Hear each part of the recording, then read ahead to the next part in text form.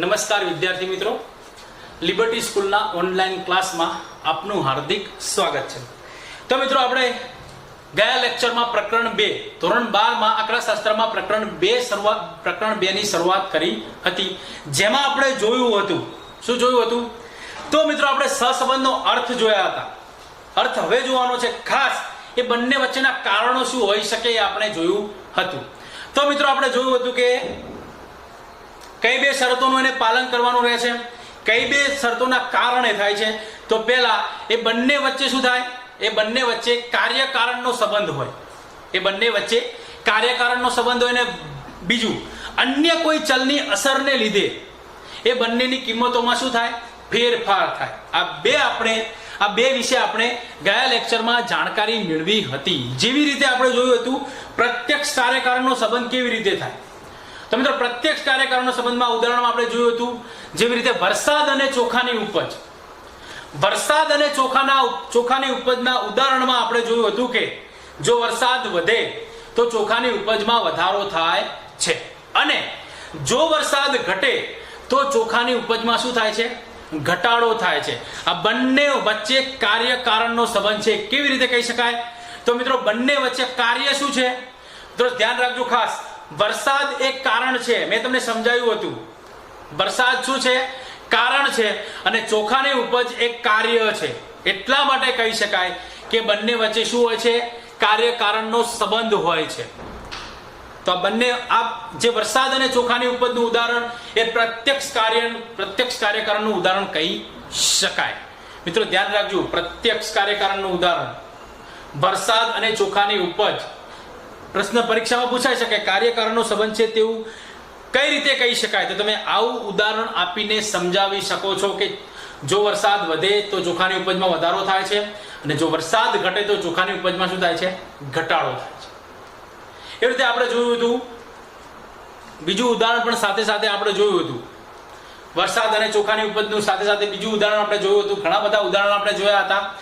હવે પછી બીજા નંબરનું શરત કઈ હતી કે અન્ય કોઈ ચલની કિંમતમાં કોઈ અસરને લીધે, અન્ય ચલની અસરને લીધે એ બંનેની કિંમતોમાં ફેરફાર થાય, કાર્યકારણના સંબંધનો અહીં ઉપયોગ થતો નથી। જેવી રીતે આપણે જોયું હતું કે રેનકોટનું વેચાણ અને વરસાદની સિઝનના પગરખા, વરસાદની સિઝન માટેના પગરખા, આનું ઉદાહરણ આપણે જોયું હતું। જેવી રીતે દાખલા તરીકે રેનકોટનું વેચાણ અને વરસાદની સિઝનના પગરખાનું વેચાણ, આ બંને વચ્ચે સંબંધ, હવે આને વરસાદને શું લેવા દેવા, આ કોઈ પ્રત્યક્ષ કાર્યકારણનો સંબંધ નથી, તો આ બંને વચ્ચે પરોક્ષ કાર્યકારણનો સંબંધ છે।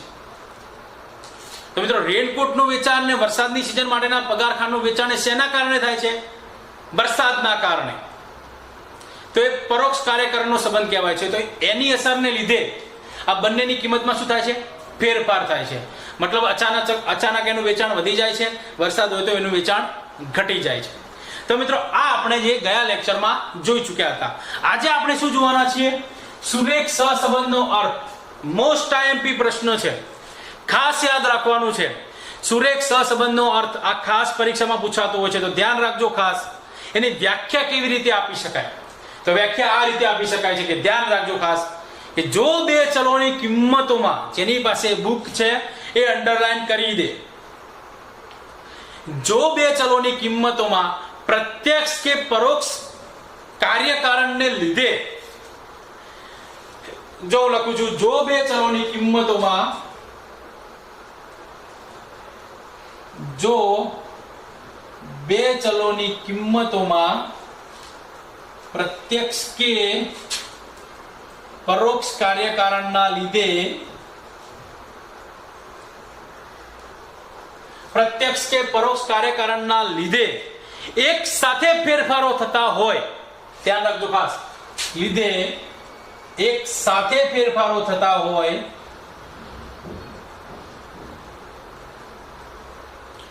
જો બે ચલોની કિંમતોમાં પ્રત્યક્ષ કે પરોક્ષ કાર્યકારણના લીધે એક સાથે ફેરફારો થતા હોય તો તે બે ચલ વચ્ચે સહસંબંધ છે તેમ કહેવાય। ધ્યાન રાખજો ખાસ, તો તે બે ચલ વચ્ચે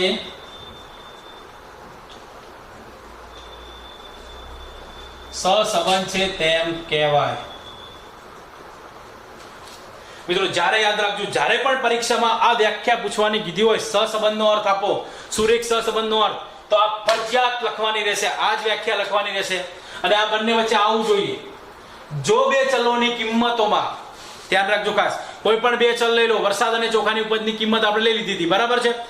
જો બે ચલોની કિંમતોમાં પ્રત્યક્ષ કે પરોક્ષ કાર્યકારણના લીધે, મેં તમને શીખવાડ્યું હતું ઉદાહરણ, વરસાદ અને ચોખાની ઉપજમાં વરસાદ એ કારણ છે અને ચોખાની ઉપજ એક કાર્ય છે, એટલા માટે પ્રત્યક્ષ કે પરોક્ષ કાર્યકારણના લીધે એક સાથે ફેરફારો થતા હોય તો તે બે ચલ વચ્ચે સહસંબંધ છે તેમ કહેવાય. જેમ પરોક્ષ કાર્યને કારણના લીધે વરસાદ અને ચોખાની ઉપજ, વરસાદ વધે તો ચોખાની ઉપજમાં વધારો થાય, વરસાદ વધે તો ચોખાની ઉપજમાં ઘટાડો થાય, એવી રીતે જો ફેરફારો થતા હોય તો બે ચલ વચ્ચે સહસંબંધ છે તેમ કહેવાય.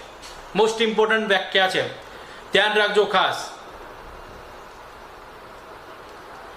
જો બે ચલોની કિંમતોમાં પ્રત્યક્ષ કે પરોક્ષ કાર્યકારણના લીધે એક સાથે ફેરફારો થતા હોય તો તે બે ચલ વચ્ચે સહસંબંધ છે તેમ કહેવાય. મોસ્ટ ઇમ્પોર્ટન્ટ છે, યાદ રાખજો. આગળ જઈએ. હવે આશા રાખું છું કે તમે વ્યાખ્યા સારી રીતે સમજ્યા હશો. હવે ધ્યાન રાખજો, જ્યારે બે સહસંબંધિત ચલોની જોડાયુક્ત કિંમતોને આલેખ પત્ર પર દર્શાવીએ અને તે આલેખમાંના બિંદુઓ એક જ સુરેખા પર રહેલા હોય અથવા ખૂબ જ નજીક હોય ત્યારે તેવા સહસંબંધને સુરેખ સહસંબંધ કહે છે. આ વ્યાખ્યાની દ્રષ્ટિએ, આલેખની દ્રષ્ટિએ આ વ્યાખ્યા આપી છે, પરંતુ આપણે આ વ્યાખ્યા આ લખવાની છે ખાસ. આ જ્યારે આપણું આગળ આવશે સહસંબંધની અભ્યાસની રીતો, એમાં વિકર્ણ આકૃતિની રીત આવશે, એમાં આપણે આલેખ જોવાના છીએ. હવે મિત્રો ધ્યાન રાખજો ખાસ. બીજા શબ્દોમાં કહીએ તો બે સહસંબંધિત ચલોની કિંમતોમાં થતો ફેરફાર લગભગ અચળ પ્રમાણમાં હોય તો બે ચલ વચ્ચે સુરેખ સહસંબંધ છે તેમ કહેવાય. આ પણ લખી શકો તમે, પરંતુ ખાસ ફરજિયાત આ લખવાની છે.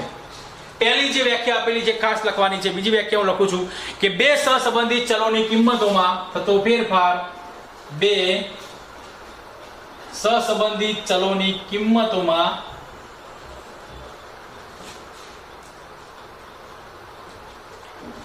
બે સહસંબંધિત ચલોની કિંમતોમાં થતો ફેરફાર લગભગ અચળ પ્રમાણમાં હોય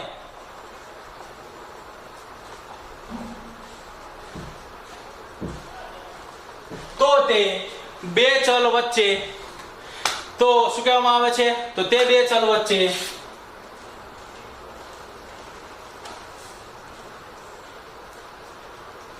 સુરેખ સહસંબંધ છે તેમ કહેવાય.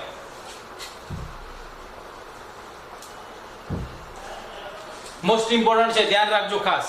સામાન્ય રીતે પ્રાકૃતિક વિજ્ઞાન જેવા ગણિત અને ભૌતિક શાસ્ત્રમાં બે ચલ સંપૂર્ણ સુરેખ સહસંબંધ ધરાવે છે. તો મિત્રો સામાન્ય રીતે જ્યારે પણ સમજતા પહેલા યાદ રાખજો ખાસ, આવું આપણે જોયું હતું વિજ્ઞાન કે ગણિત કે ભૌતિક શાસ્ત્રમાં આ વિષયમાં બે ચલ સંપૂર્ણ સુરેખ સહસંબંધ ધરાવે છે એવું આપણે જાણવા મળ્યું હતું. દાખલા તરીકે એટલે કે એક ચલમાં ફેરફાર થવાથી બીજા ચલની કિંમતમાં શું થાય છે, અચળ પ્રમાણમાં ફેરફાર થાય છે. એક ચલની કિંમતમાં જો ફેરફાર થાય, એક ચલની કિંમતમાં ફેરફાર થવાથી બીજા ચલની કિંમતમાં અચળ પ્રમાણમાં ફેરફાર થાય છે. આવું આપણે જોયું હતું. અહીં ઉદાહરણ પણ એને આપ્યું છે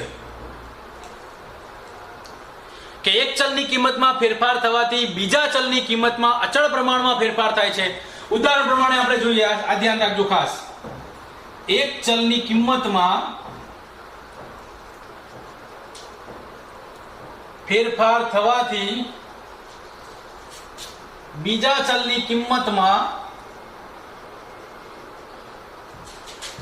અચળ પ્રમાણમાં ફેરફાર થાય છે. ધ્યાન રાખજો ખાસ.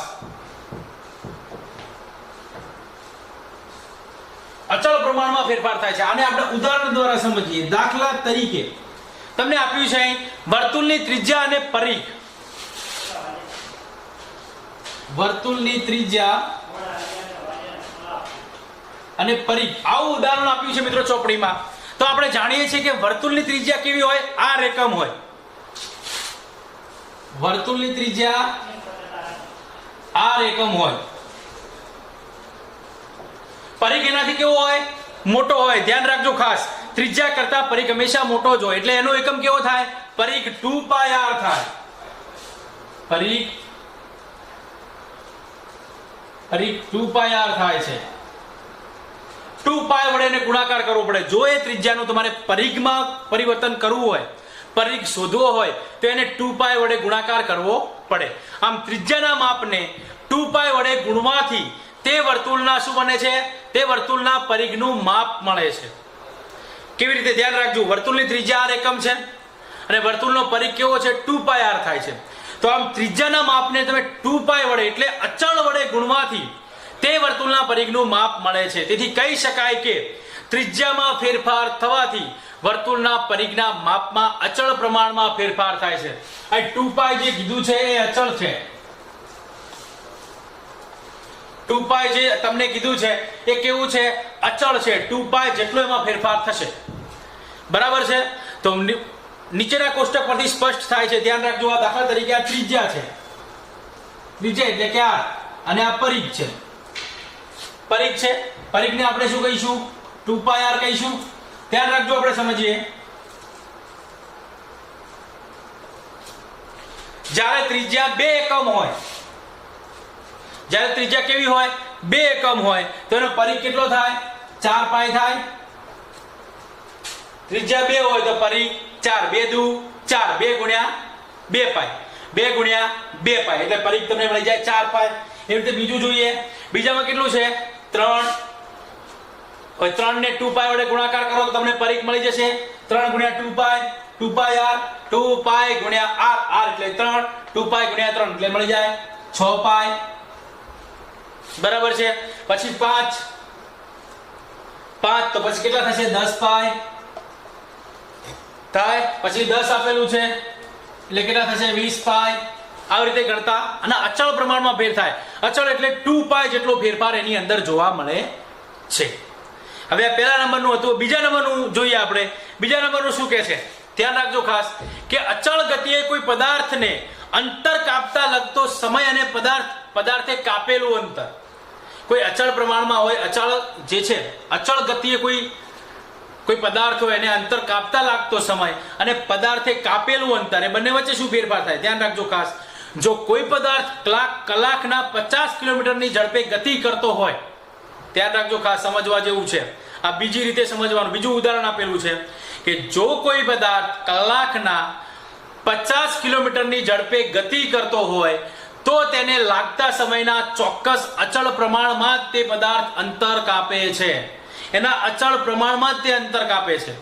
તો તમે આ જોવો હોય તો સમજવું હોય તો ચોપડીમાં ઉદાહરણ આપેલું છે જેમાં પદાર્થને અંતર કાપતા લાગતો સમય કલાકમાં છે અને પદાર્થે કાપેલું અંતર કિલોમીટરમાં આપેલું છે. સમય 2 કલાક હોય તો પદાર્થે કાપેલું અંતર કેટલું હોય? 100 કિલોમીટર હોય. જો 2 કલાક 100 કિલોમીટરનું અંતર એ 2 કલાકમાં કાપે છે. 150 કિલોમીટરનું અંતર એ 3 કલાકમાં કાપે છે. 300 કિલોમીટરનું અંતર એ 6 કલાકમાં કાપે છે અને 500 કિલોમીટરનું અંતર એ 10 કલાકમાં કાપે છે. પદાર્થે કાપેલા લાગતો સમય અને પદાર્થે કાપેલું અંતર એ અચળ પ્રમાણમાં, એ અચળ ગતિએ હોય છે. તો આશા રાખું છું તમે સમજી ચૂક્યા હશો. ધ્યાન રાખજો ખાસ.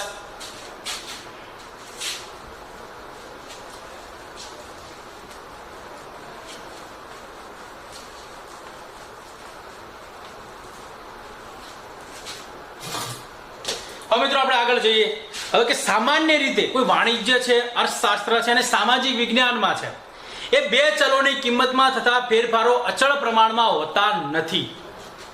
વાણિજ્ય વ્યવસ્થા છે, અર્થશાસ્ત્ર છે કે સામાજિક વિજ્ઞાન છે, કોઈ 2 ચલમાં કિંમતો ફેરફાર થાય અચળ પ્રમાણમાં હોતા નથી. દાખલા તરીકે જો સતત, ઉદાહરણ ધ્યાન રાખજો ખાસ, જો સતત 2 વર્ષ માટે આગળના વર્ષની સરખામણીએ ચાલુ વર્ષે વરસાદમાં 10% વધારો થયો હોય તો જરૂરી નથી કે પાક પણ બંને વર્ષે સરખા પ્રમાણમાં વધે. ધ્યાન રાખજો, તમે આ રીતે ના સમજી શકો. ફરીથી જોઈએ તો મિત્રો ધ્યાન રાખજો, કોઈ સતત 2 વર્ષ હોય એમાં આગળના વર્ષની સરખામણીએ ચાલુ વર્ષમાં, આગળના વર્ષની સરખામણીએ ચાલુ વર્ષના વરસાદમાં 10% વધારો થાય એવું જરૂરી નથી હોતું. તો જરૂરી નથી કે પાક પણ બંને વર્ષે સરખા પ્રમાણમાં થાય, એવું ના થાય. આગલા વર્ષે વરસાદ વધારો થયો તો પાક વધારે થયો એવું ના હોય. ચાલુ વર્ષે વરસાદ એના કરતા પણ વધારે થયો તો પાક સરખો થાય એવું પણ ના હોય. વધારે પણ થાય અને ઓછો પણ થાય. તો મિત્રો એવું જરૂરી નથી કે પાક પણ બંને વર્ષે સરખા પ્રમાણમાં વધે. આમ થવાનું કારણ એ છે, હવે શા માટે એવું થાય? તમારા મનમાં એવો પ્રશ્ન થાય કે શા માટે એ સરખા પ્રમાણમાં પાક ન પણ વધે? તો મિત્રો ધ્યાન રાખજો, બંને ચલો વરસાદ અને પાક બીજા ઘણા પરિબળોની અસર હેઠળ બદલાય છે. એવું નથી હોતું કે વરસાદ વધે પાકમાં વધારો થાય. તો મિત્રો અન્ય પરિબળો પણ એને અસર કરતા હોય છે. આ અન્ય પરિબળો ઘણા બદલાતા હોવાથી એ પણ બદલાય છે. તેથી બંને ચલોમાં થતા ફેરફારોમાં અનિશ્ચિતતાનું તત્વ રહેલું છે. એ અનિશ્ચિત હોય છે. ઘણા બધા પરિબળો હોય છે જેની અસરના કારણે એમાં અનિશ્ચિત ફેરફાર થાય છે. એટલા માટે અનિશ્ચિતતાનું તત્વ ત્યાં રહેલું છે. તેથી બે સહસંબંધિત ચલોની જોડને અનુરૂપ બિંદુઓ એક જ સુરેખા પર નહીં પરંતુ સુરેખાની આસપાસ હોઈ શકે છે. વિકિરણના આકૃતિમાં જોઈશું કે બંને ચલની બિંદુઓ એક જ સુરેખ પર ના હોય, એની આસપાસ પણ હોય છે. આ પ્રકરણમાં આપણે સુરેખ સહસંબંધનો અભ્યાસ કરીશું. હવે આપણે જોવાનો છે સુરેખ સહસંબંધને આપણે સહસંબંધ જ કહીશું. ધ્યાન રાખજો ખાસ, સહસંબંધને આપણે શું કહીશું? તો સુરેખ સહસંબંધને આપણે સહસંબંધ જ કહીશું. આટલું યાદ રાખવાનું. સહસંબંધ એટલે જ સુરેખ સહસંબંધ, સુરેખ સહસંબંધ એટલે જ સહસંબંધ. તો હવે આપણે જોઈએ સહસંબંધના પ્રકાર.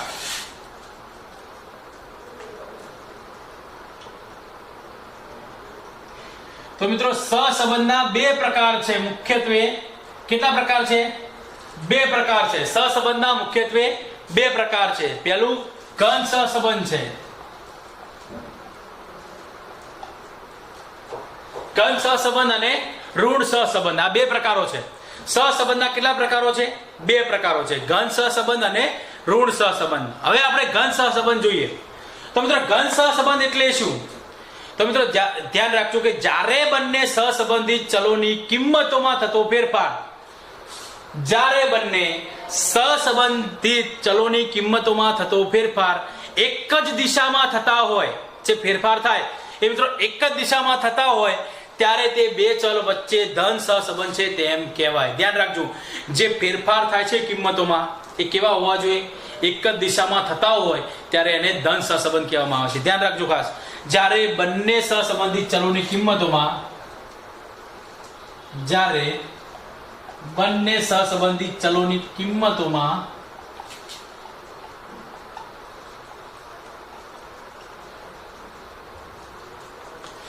જ્યારે બંને સહસંબંધિત ચલોની કિંમતોમાં થતા ફેરફારો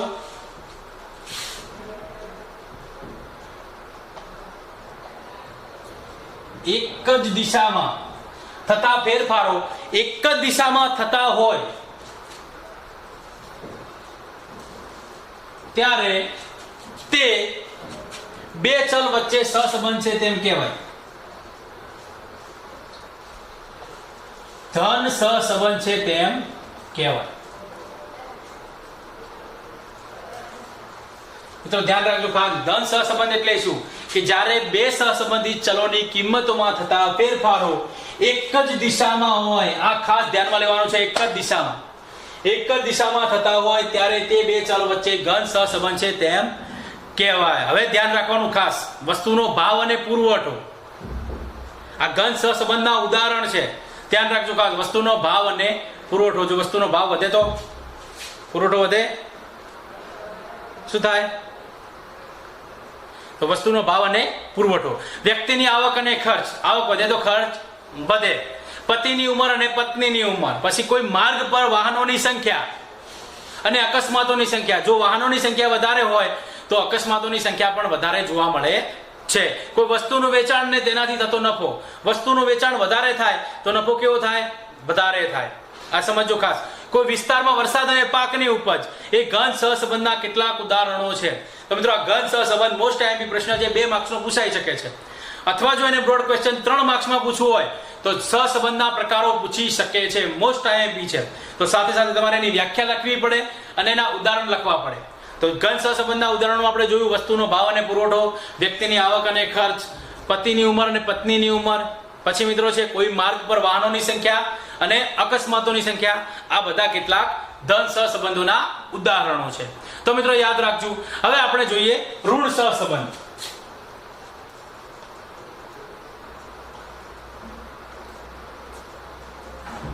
ઋણ સહસંબંધ એટલે શું? તો ધન સહસંબંધની એક જ એની વિરુદ્ધમાં એને કહેવાય ઋણ સહસંબંધ. તો જ્યારે બંને સહસંબંધિત ચલોની કિંમતોમાં થતા ફેરફારો એકબીજાની વિરુદ્ધ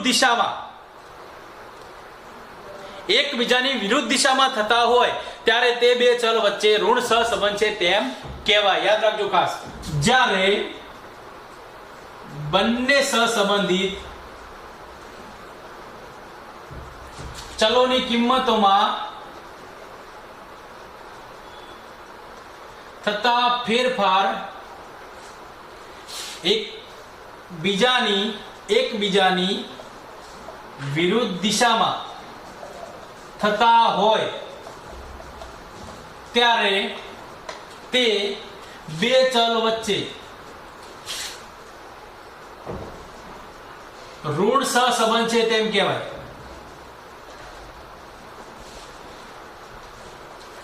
જ્યારે બંને સહસંબંધિત ચલોની કિંમતોમાં થતા ફેરફાર એકબીજાની વિરુદ્ધ દિશામાં થતા હોય ત્યારે બે ચલ વચ્ચે ઋણ સહસંબંધ છે તેમ કહેવાય. સિમ્પલ છે, યાદ રાખી શકાય. ઋણ સહસંબંધ ક્યારે કહેવાય? તો જે ફેરફારો થાય છે એક જ દિશામાં થતા હોય તો એને ધન સહસંબંધ કહેવાય, અને જ્યારે એકબીજાની વિરુદ્ધ દિશામાં જે ફેરફારો થતા હોય તો એને ઋણ સહસંબંધ કહેવાય. તો હવે આપણે જોઈએ ઋણ સહસંબંધના ફેરફારો. જેવી રીતે વસ્તુનો ભાવ અને માંગ. આપણે માંગના નિયમમાં જોયું હતું, જો વસ્તુનો ભાવ ઘટે તો વસ્તુની માંગમાં વધારો થતો હતો. અર્થશાસ્ત્રમાં આપણે જોઈ ચૂક્યા છીએ. ધન સહસંબંધમાં પણ એવું ઉદાહરણ જોયું આપણે. વસ્તુનો ભાવ અને પુરવઠો બંને સીધો સંબંધ છે. ભાવ અને પુરવઠા સાથે સીધો સંબંધ છે. ભાવ વધે તો પુરવઠો વધે, ભાવ ઘટે તો પુરવઠો પણ ઘટે. પરંતુ ઋણ સહસંબંધમાં એવું નથી હોતું. ઋણ સહસંબંધ એની વિરુદ્ધ છે. તો ઋણ સહસંબંધમાં શું થાય? વસ્તુની માંગ અને ભાવ. વસ્તુની માંગમાં વધારો થાય તો વસ્તુના ભાવમાં શું થાય? ઘટાડો થાય. પરંતુ હવે જો વસ્તુની ભાવમાં વધારો થતો હોય તો ત્યારે વસ્તુની માંગમાં પણ ઘટાડો થાય છે. યાદ રાખજો ખાસ, જ્યારે વસ્તુનો ભાવ વધે છે ત્યારે વસ્તુની માંગ ઘટે છે, અને વસ્તુનો ભાવ વધે છે વસ્તુનો ભાવ શું થાય છે? ઘટે છે. તો વસ્તુની માંગમાં વધારો થાય છે. તો આ એનું એક ઋણ સહસંબંધનું ઉદાહરણ છે. પછી મિત્રો છે વ્યક્તિનું ખર્ચ અને બચત. મિત્રો ધ્યાન રાખજો, વ્યક્તિ ખર્ચ ઓછો કરે તો બચતમાં વધારો થાય, વ્યક્તિનો ખર્ચ વધારે કરે તો બચતમાં ઘટાડો થાય. આ તમે જોઈ ચૂક્યા છો. પછી મિત્રો શિયાળામાં દિવસનું લઘુત્તમ તાપમાન અને ગરમ કપડાનું વેચાણ. લઘુત્તમ તાપમાન હોય તો વેચાણ પણ વધારે થાય. પછી સમુદ્રની સપાટીથી કોઈ એક સ્થળની ઊંચાઈ અને તે સ્થળે હવામાં ઓક્સિજનનું પ્રમાણ એ ઋણ સહસંબંધના કેટલાક ઉદાહરણો છે. તો મિત્રો આ અંડરલાઈન કરી દેજો. ધન સહસંબંધના બે પ્રકારો જોયા આપણે, ધન સહસંબંધ અને ઋણ સહસંબંધ. જો એક જ દિશામાં ફેરફારો થતા હોય તો એને ઘન સહસંબંધ કહે છે, અને બંને એકબીજાની વિરુદ્ધ દિશામાં થતા ફેરફારો હોય તો એને ઋણ સહસંબંધ કહેવામાં આવે છે. તો મિત્રો સહસંબંધની અભ્યાસની રીતો એ આપણે હવે નેક્સ્ટ લેક્ચરમાં જોઈશું. ધન્યવાદ.